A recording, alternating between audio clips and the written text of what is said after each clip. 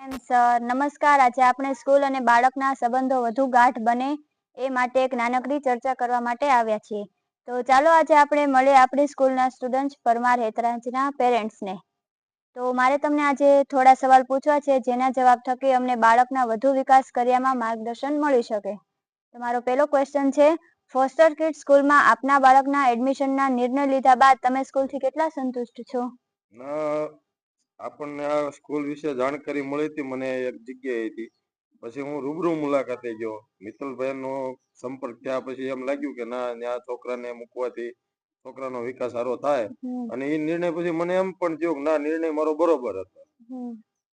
બીજો ક્વેશ્ચન છે, સ્કૂલ તરફથી કરાવવામાં આવતી તમામ એક્ટિવિટી બાબતે તમારો શું મંતવ્ય છે?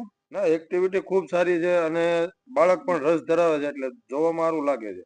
ના, એક્ટિવિટી સરસ કરાવે છે. ઓકે. સ્કૂલ તરફથી થતી એક્ટિવિટી થકી તમારા બાળકમાં તમે કઈ પ્રોગ્રેસ જુઓ છો? પ્રોગ્રેસમાં ખેલકૂદમાં અને ક્યાંય પણ બહાર નીકળવામાં મૂંઝાતો નથી. અને ગમે ત્યારે મળત ત્યારે સ્વભાવનો થઈ ગયો છે. હા. ચોથો ક્વેશ્ચન છે, સ્કૂલ સ્ટાફ અને મેનેજમેન્ટ ટીમના વર્તન અને બાળકો પ્રત્યેની સજાગતા વિશે તમે સ્કૂલને 10 માંથી કેટલા માર્ક આપશો? 10 માંથી 10 કેમ કે હજી સુધીની મારી પાસે કોઈથી બાળકોએ એવી ફરિયાદ નથી કરી કે ત્યાં અમારી સાથે કોઈ પણ ગેરવર્તન થાય છે. Okay, thank you. પાંચમો ક્વેશ્ચન છે, એડમિશન પહેલા અને અત્યારના સમયગાળા દરમિયાન બાળકમાં તમને શું શું ફેરફાર જોવા મળે છે? ના, બીજા બાળકો કરતા વિકાસ થોડો વધારે દેખાય છે. માઇન્ડ થોડુંક શાર્પ વધારે બતાય છે. ઓકે.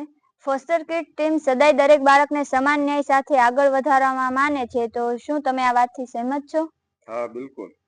બધાને એક સરખો ન્યાય મળવો જોઈએ. હા. ટીમ દ્વારા પૂરી મહેનત લઈ તમામ કાર્ય કરવામાં આવે છે, છતાં પણ તમારે કોઈ અભિપ્રાય હોય તો? ના, અત્યારે હાલ પૂરતો તો કોઈ અભિપ્રાય નથી, છતાંય ભવિષ્યમાં એવું લાગશે તો ચોક્કસથી જણાવશું. Okay, thank you. તમારા ગ્રુપમાં બીજા પેરેન્ટ્સને તેમના બાળકો માટે તમે ફોસ્ટર કિડ સ્કૂલ સજેસ્ટ કરશો? બિલકુલ, એમાં કોઈ શંકાના સ્થાન જ નથી. અને આવતી સાલ કદાચ 2 બાળકો આવશે પણ ખરા મારા તરફથી. Okay, thank you. તો મિત્રો, એડમિશન ઓપન છે. આપના બાળક સાથે એકવાર અવશ્ય મુલાકાત કરવા માટે અમારું આમંત્રણ છે. Thank you.